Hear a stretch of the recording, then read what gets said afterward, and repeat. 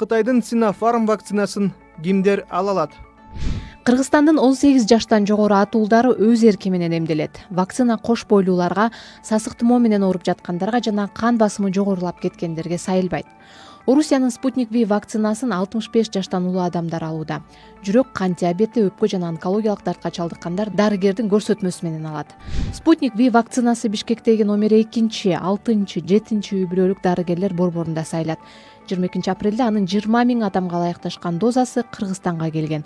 2 вакцина тең 21-28 күн аралыгында 2 рет сайылышы керек. Вакцинаны кимдер ала албайт? Медиктер коронавирус менен ооруп айыкканына жарым жылдан ашкандар вирустун антиденечесин текшертип, 5 деген шкаладан жогору болсо вакцинаны сайдырбай деле койсо болорун айтышат. Эмдөөдөн өтүү үчүн кандай документтер талап кылынат? Эмдөө пунктуна барганда Кыргызстандын жараны өз паспортун көрсөтүүгө тийиш. Вакцинанын биринчи дозасы сайылгандан кийин дарыгерлер атайын күнү, убактысы жазылган карточка берет. Экинчи дозаны сайдырарда ошол карточка менен көрсөтүлгөн күнгө барышат.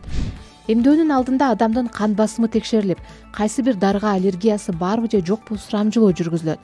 Дарыгерге эмделгени барган адам өнөкөт оорулары тууралуу так маалымат берүүгө тийиш. Вакцинанын терс таасирлери кандай? Эмделген адамга адистин телефону жана вакцина сайдыргандан кийин өзүн кандай алып жүргөнүнө байланыштуу бир барак кагаз берилет.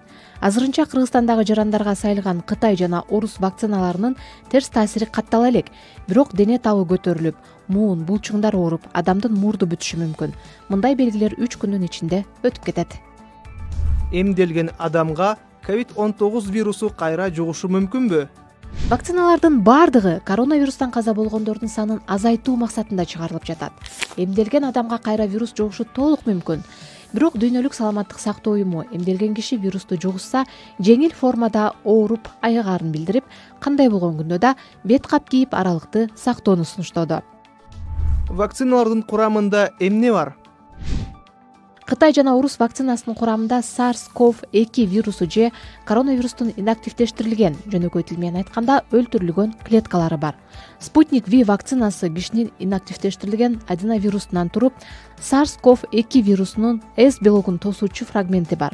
Адамдын организминде ооруга каршы иммундук жоопту жаратат. Вакциналардын бардыгы колдун булчугуна сайылат. Эмделгенден кийин киши өзүн кандай алып жүрүшү керек? Дарыгерлер вакцина сайылган колго суу тийгизбеш керектигин айтышууда. Азыктануу кадимки эле тартипте уланат. Ийне сайылган жер кызарып, кычышып чыгышы мүмкүн.